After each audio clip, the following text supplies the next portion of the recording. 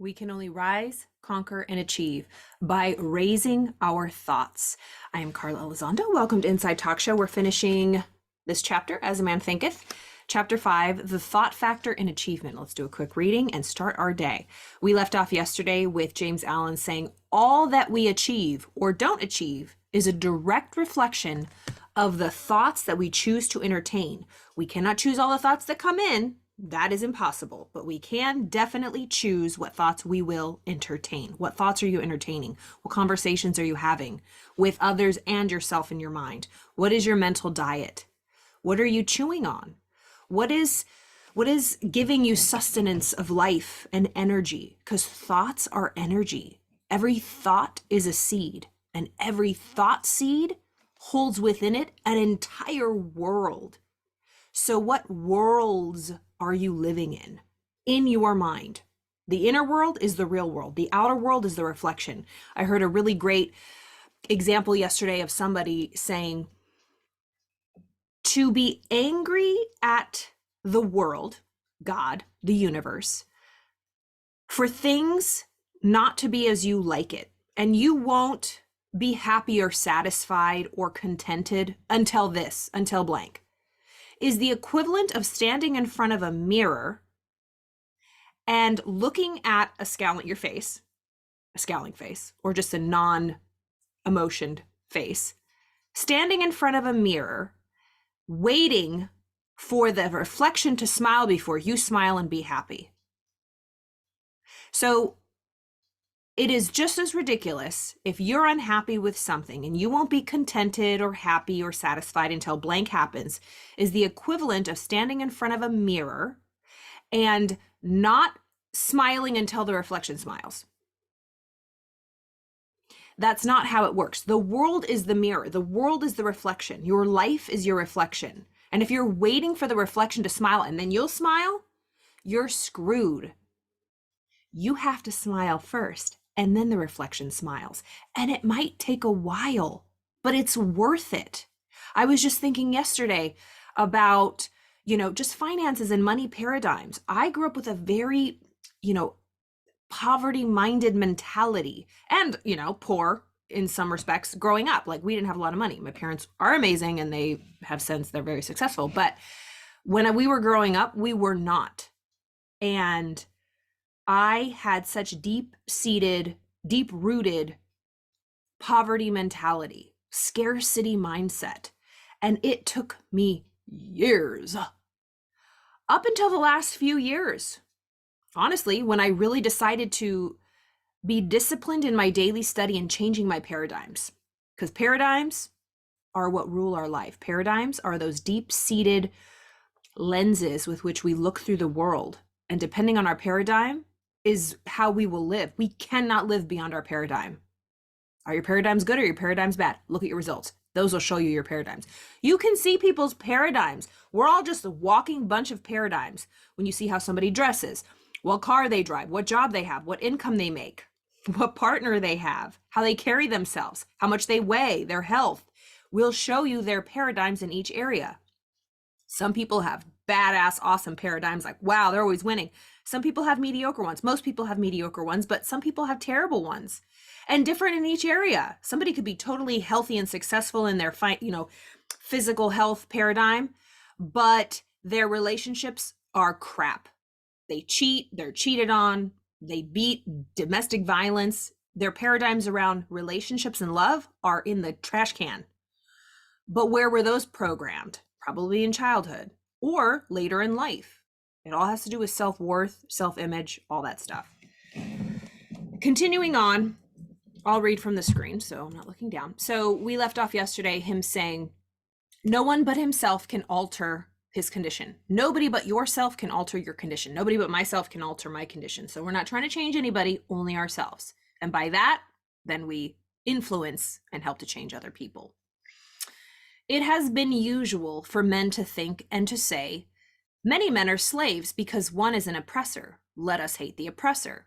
Now, however, there is amongst an increasing few a tendency to reverse this judgment and say, oh, man is an oppressor because there are many slaves. Let us despise the slaves. This is a perfect example in today's world with government. We hate government and we're all the sheep, or hate the sheep and love the government and obey. It says the truth is that oppressor and slave are cooperators in ignorance, and while seeming to afflict each other, are in reality afflicting themselves.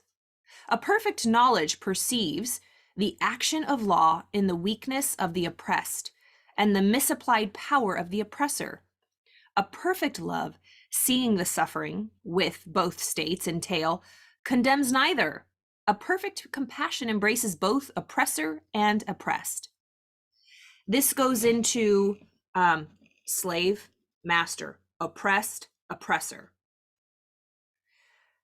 In any area of your life,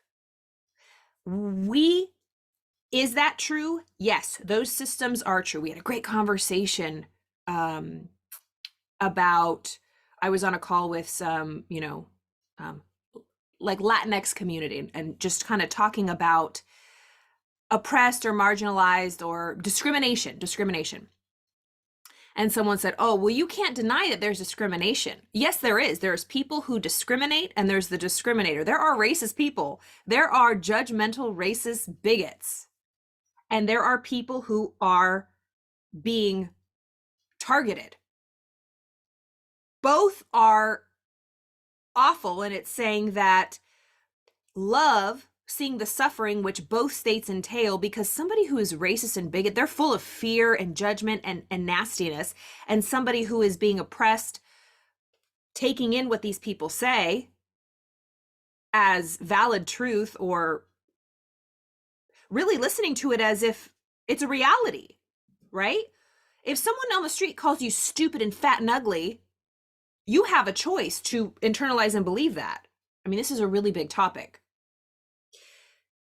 But if we say, I don't want to be racist or judgmental against anybody, and I don't want to be marginalized or discriminated against by anybody either, so I'm leaving this taco stand. I will not be in the arena of people who are racist or people who are discriminated against. I won't be that. We all have to make that choice. And whatever, if it's gender, if it's sexuality, if it's religion, if it's race, we all must understand that, yes, it exists, but we join into that arena. I remember Will Smith had a really good example of this. He was talking, I think, Tyrese, and he said, it's in his book. It was on the Oprah interview. And I don't know if they were talking about race and, in Hollywood and how hard it is for, people of color.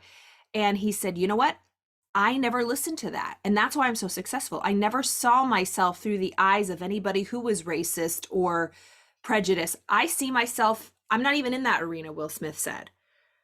And he goes, he was talking to Tyrese, and Tyrese was complaining about the racism and the discrimination and the hard knocks of being a Black man. And Tyrese said, God, Will, when can I just walk into a room, a producer's meeting, without being looked at like just some other N-word? And Will Smith said, when you stop thinking of yourself walking into a room as just some other N-word. Like, isn't that terrible? Like, these people truly are, if they do have the energy of treating him like some other, minority. But Tyrese had to enter into that and take it as true. Is it true? Yes, it's in your face, but this is where Neville Goddard comes in. You do not pay attention to that. That's trash. Who are we going to be? What our haters, what the racists, what the bigots, what the discriminators say we are? I crack myself up. My dad's from Mexico. I'm sure he's been discriminated against. He does not care. He doesn't give two shits. He doesn't see himself as anything. And I think that maybe that's where I get it. It's like, I don't want to be labeled, whether it be race, religion, gender. I don't want to be labeled. There are people that label us, but then we are co-creators in that. Because it says the truth is that the oppressor and the slave are cooperators in ignorance. I don't accept that. Is it true? That's not denial and Pollyanna. It's just like, not today, Satan, turn the other cheek. I am not going to play into that. It takes two to tango. For an oppressor to be powerful, for a racist to be powerful, they need somebody to victimize. And if we don't play that game, they have nothing to play with. Walk off the court. We cannot interact in these things if we want to let them fall away and die. But it's ignorance, just the not knowing. We get into the arena and we fight. But being in the arena and fighting just makes it worse. Just walk off the court.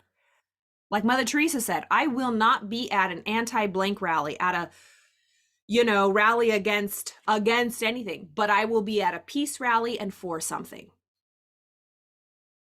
Let's be for freedom, be for ourselves, be for every race and religion, be positive minded. And how we look at it will determine our experience.